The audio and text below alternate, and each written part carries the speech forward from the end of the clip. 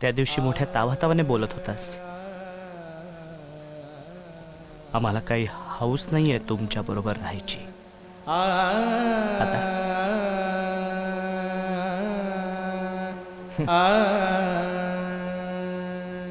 तेव्हा दारू बोलत होती.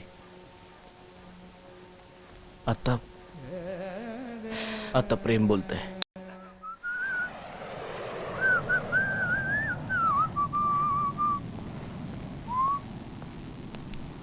चला श्रमपरिहार करून येऊ. 2-2 पेग. हाच नको. का रे? हा? आज मला फक्त अदितीच्या आठवणींमध्ये वेळ घालवायचा आहे. का? आज तिचा वाढदिवस आहे. Happy birthday to you, happy birthday to you, happy birthday dear Aditi, happy birthday to you.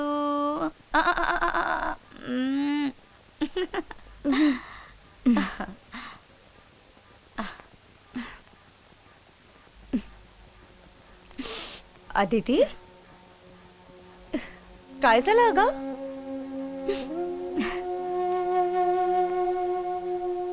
मला वाटलं होतं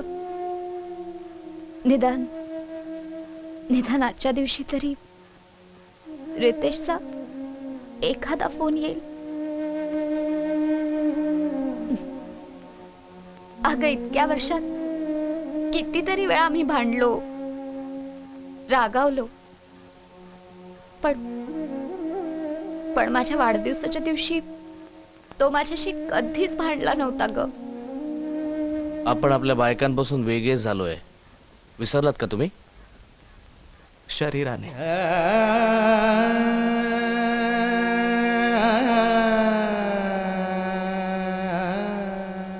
श्रेयस, मला सांग, तू विसरू शकतोस किशोरीला?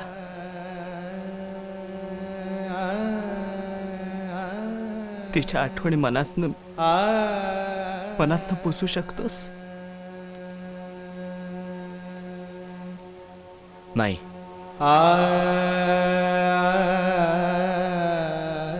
सुरुवातीला काही दिवस काहीच नाही वाटलं मला,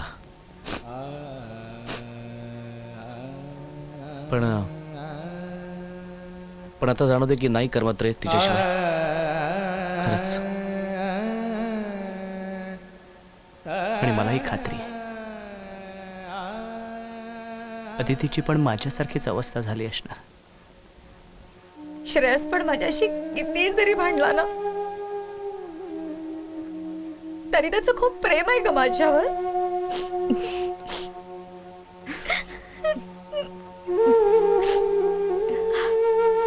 त्या दिवशी मला असं वाटलं होतं की दारू बोलत असेल म्हणून त्यांची.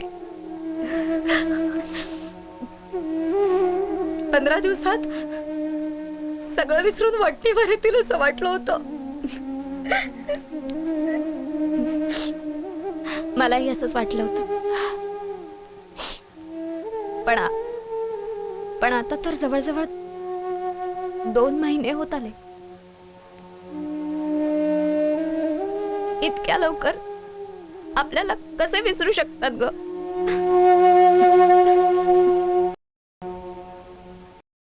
नवरा बायको होत यार.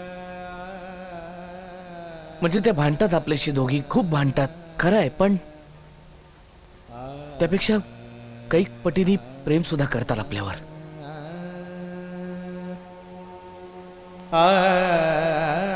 म्हणूनच आपण त्यांना विसरू नाही शकत. आणि त्यांच्याशिवाय राहू सुद्धा शकत नाही.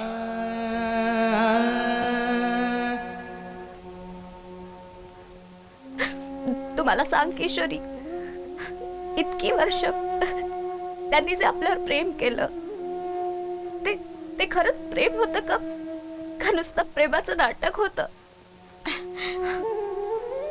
नाही ग,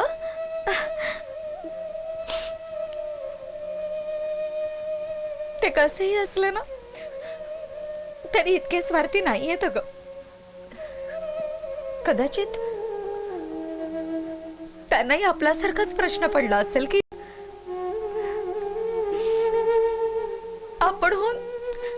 त्याच्याकडे कसं जायचं म्हणून.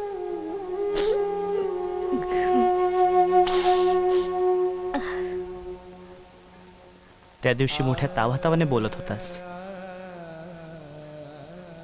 आम्हाला काही हौस नाहीये तुमच्या बरोबर राहायची. आता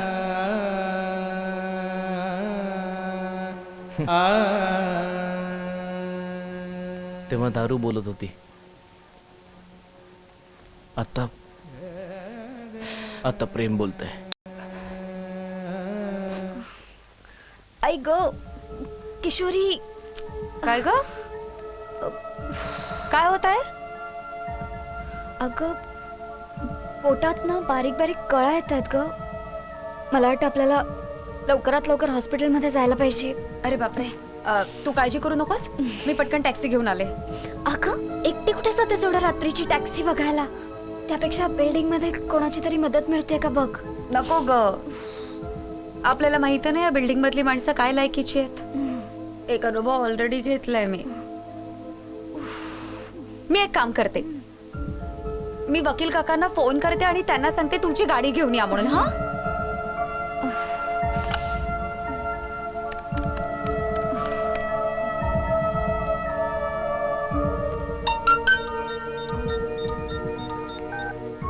हॅलो हॅलो काका, मी किशोरी बोलते.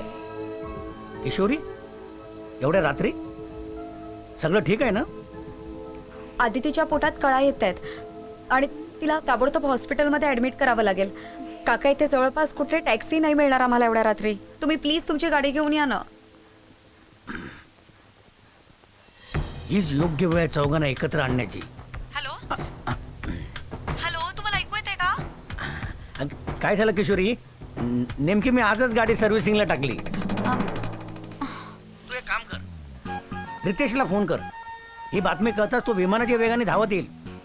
मी पोचतो ते हॉस्पिटलला. तुम्ही काळजी करू नका, सगळं व्यवस्थित होईल. तडजोड कर. ही केस तुम्ही जिंकलीत म्हणून समजा.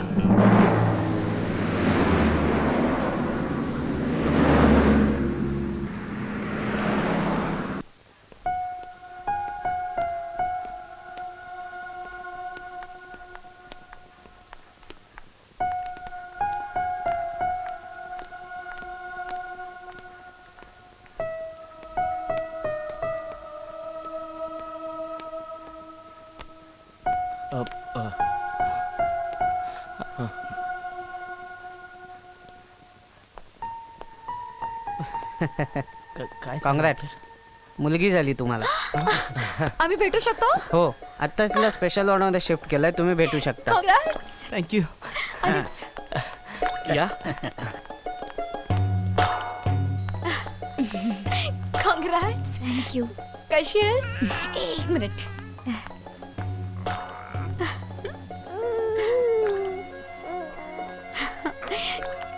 खूप क्यूट आहे.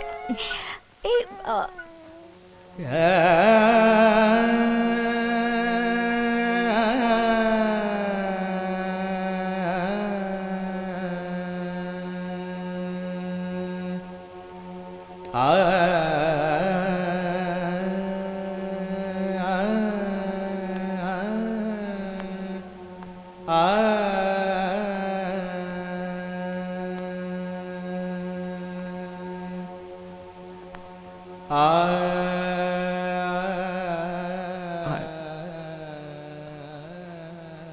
I am sorry.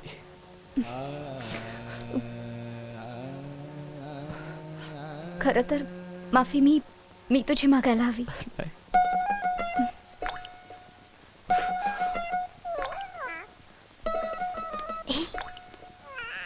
झोपू दे.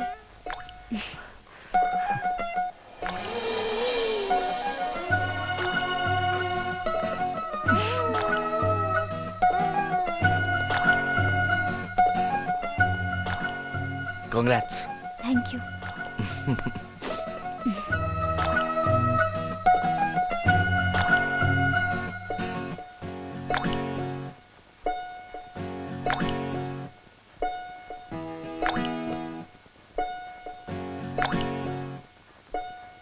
सॉरी.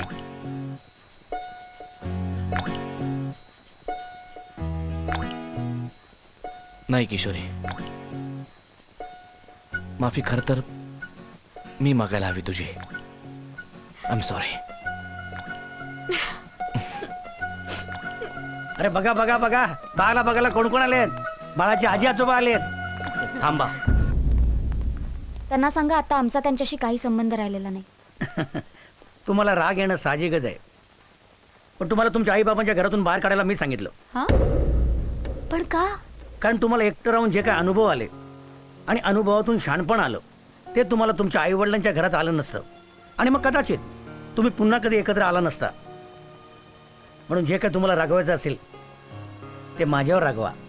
आई, बाबा, आम्हाला माफ करा. चला या.